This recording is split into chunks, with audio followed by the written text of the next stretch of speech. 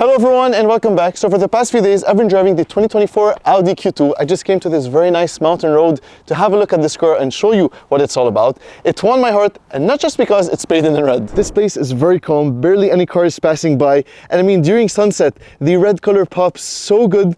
Now this car has the appearance package, which means we get the blacked out grille, as you can see, with the blacked out Audi logo, and we have rectangular shaped matrix LED lights which are very bright at night. Now because this is a Q model, we have a slightly raised ground clearance, super cool rims blacked out, and I love these silver accents that you get on it. These are not body colored, again, to give it like a sportier, more aggressive, more off-roady capable feel to the car. And then towards the back, I have to say this car is very well designed.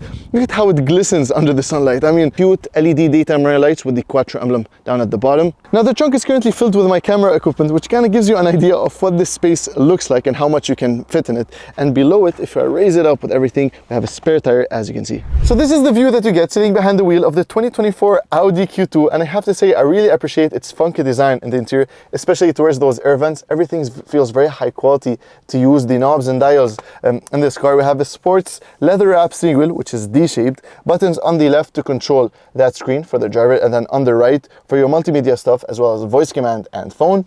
You can see we have plastic paddle shifters behind the wheel, very similar paddle shifters to the Audi S3. Behind that you have your stalks for your headlight commands, and then below it cruise control, and then on the right commands for your wipers. The controls for the driver display are fairly simple. We saw it on other Audi models, so you can see you can change the view from here and then scroll through the various data that you want displayed for consumption and whatnot. Apple CarPlay and Android Auto are available on the Q2, which is good news, and you can set it up using this USB port over here. It's wired with a USB-A port. Below the air vents you have your drive mode selector.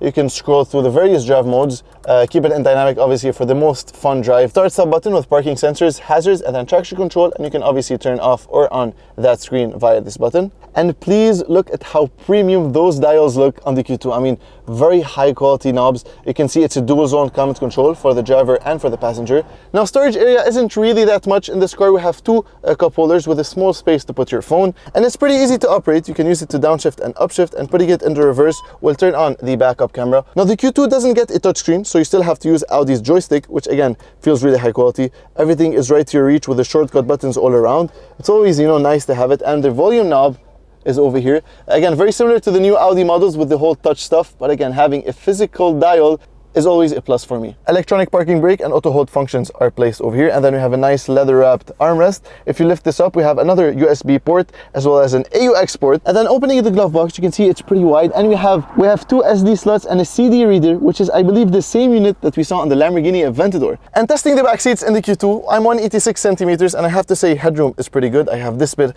of space, and legroom is pretty decent as well. We don't have any air vents, unfortunately, but we do have a 12-volt power outlet, and I really like that the windows are pretty far back, so it doesn't feel claustrophobic over here. Just look how good it looks in the scenery. Now, after doing a quick walk around exterior and interior of the Q2, the big question is it fun to drive? And the answer to that question is yes, this thing is very fun to drive. Under the hood sits the famous 2-liter turbocharged 4-cylinder engine that we've seen on many Audi models before. It's codenamed EA888. And I mean, it has very smooth power delivery. I love using those paddle shifters. You simply downshift and floor it. You get a nice turbo flutter every time you remove your foot off the accelerator. And I have to say, the suspension tuning, especially when you put it in dynamic, this thing is sporty enough to go around corners with a bit of agility. It makes it really fun to drive behind the wheel. It's not a boring car at all. And I mean, yeah, people looking for a fun crossover to daily drive with a bit of added touch of sportiness, the Q2 will fit right in that portfolio. I have to say, quattro all-wheel drive is always a nice addition in Audi cars. You can go on terrains that are slightly more challenging, and this car will do amazing, especially with a higher ground clearance. It looks funky, and I mean, it does the job, especially if you're looking to take it a bit off-road, and I mean, accelerating out of a turn. Again, very smooth power delivery. Sounds really nice, as I mentioned, especially when you lift your foot off the accelerator. And does changing the driving mode through the drive select really affect the driving performance of this car? Yes, it does. In efficiency, this car will cruise on 7th gear. Not the fastest in terms of response time. If you want that, you will go for the dynamic. Suspension, again, is on the more stiffer tuning when you're putting it in dynamic, and the steering wheel feels much heavier when it's in efficiency or even comfort. The steering is very light, so you can even turn it with one finger. And even though power figures aren't really that impressive in this car, 190 PS doesn't sound all that great, but This translates into really good performance. I'm really impressed by that. The digital driver display is always a nice addition, and it feels very crisp, very high quality. The view that I have out of my windshield right now is super cool. I'm gonna probably fly the drone right now. So what do I really think of the Audi Q2? I have to say it ticks all the boxes for me. If you're a college student, for example, that's looking for his next new funky car, this thing has everything, and let me explain. First of all, in terms of looks, I have to say it is very well designed, front and rear. The whole car feels complete. The rear design matches the front vibe with the whole square shape, and it has like a cute, squashed look to it from the back, which looks very modern, and a lot of people look at it and ask about it, especially in this very bright red color. The performance, again, this is one of my favorite powertrains, the EA888.